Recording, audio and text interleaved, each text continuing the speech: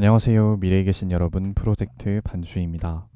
지금 이곳은 2022년 2월 7일 월요일이고요. 오늘의 반주를 시작하겠습니다. 먼저 오늘의 이슈를 보시겠습니다.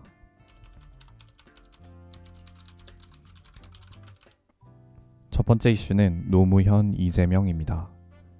지난 2월 5일 민주당 공식 유튜브 채널에 가상으로 만들어낸 노무현 전 대통령이 등장해 논란이 되고 있습니다.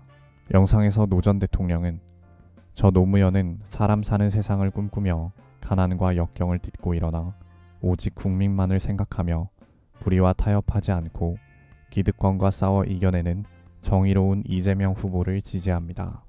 제 아내 권양숙 여사님도 저와 닮은 이재명 후보를 지지했다고 합니다. 정말 잘하셨습니다. 고맙습니다. 라고 말했습니다. 영상이 공개되고 노 전 대통령 지지자들 사이에서 이건 아니다 라는 반응이 나오자 민주당은 황급히 영상을 삭제했지만 논란은 가라앉지 않고 있습니다.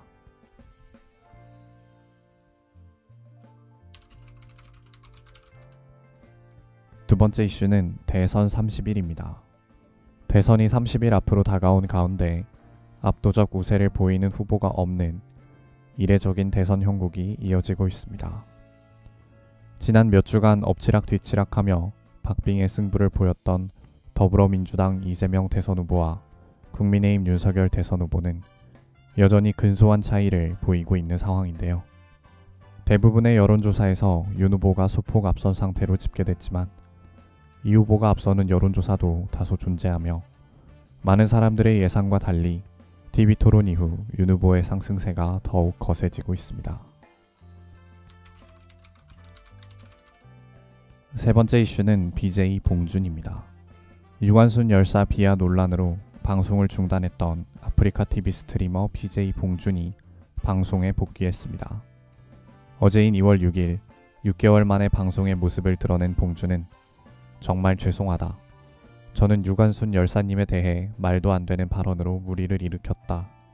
유관순 열사 기념사업회를 찾아가 회장님과 유가족 대표분들 뵙고 제 잘못을 말씀드리며 죄송하다고 사죄했다. 서대문에 세워지는 유관순 열사 동상사업에 1억 원을 기부했다. 무식한 게 자랑이 아니라 죄라는 걸 느꼈다. 한국사 자격증을 땄다. 라고 말했으며 약 13만 명의 시청자가 이 방송을 시청했습니다.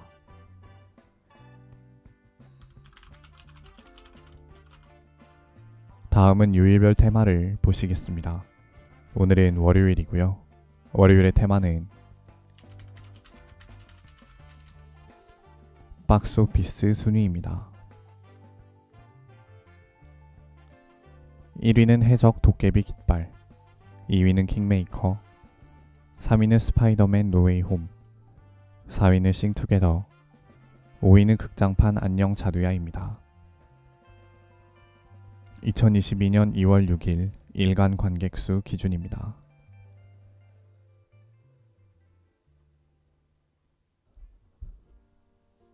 이제 여담 시간입니다. 오늘의 여담 주제는 티빙 얼라이브입니다.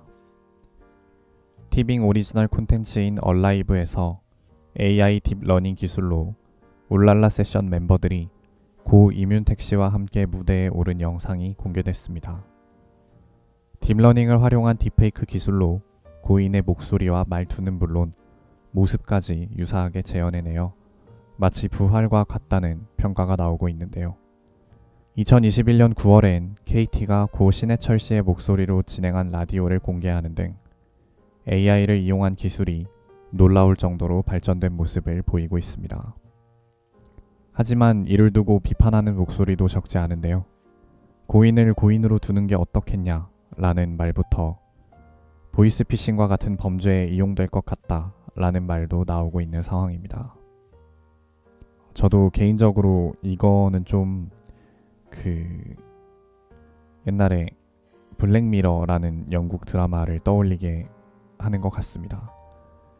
그 드라마가 기술이 고도로 발전된 미래 사회를 좀 어둡게 그려낸 드라마인데 그리운 사람을 그냥 온전히 그리운 상태로 두지 못하고 조금 욕심을 내는 그런 에피소드가 실제로 있었어서 그런지 이 실제로 벌어진 이 기술도 마음에 그렇게 확 와닿지는 않는 것 같습니다. 물론 이문택 씨의 목소리와 모습이 그리웠던 분들도 많을 거고, 저도 이문택 씨가 고인이 되기 전에 4명이서 활동하던 울랄라 세션을 굉장히 좋아했기 때문에 되게 반갑긴 하지만, 또 한편으로는 약간 이게 맞나 싶은 그런 막연한 의문도 좀 드는 것 같습니다.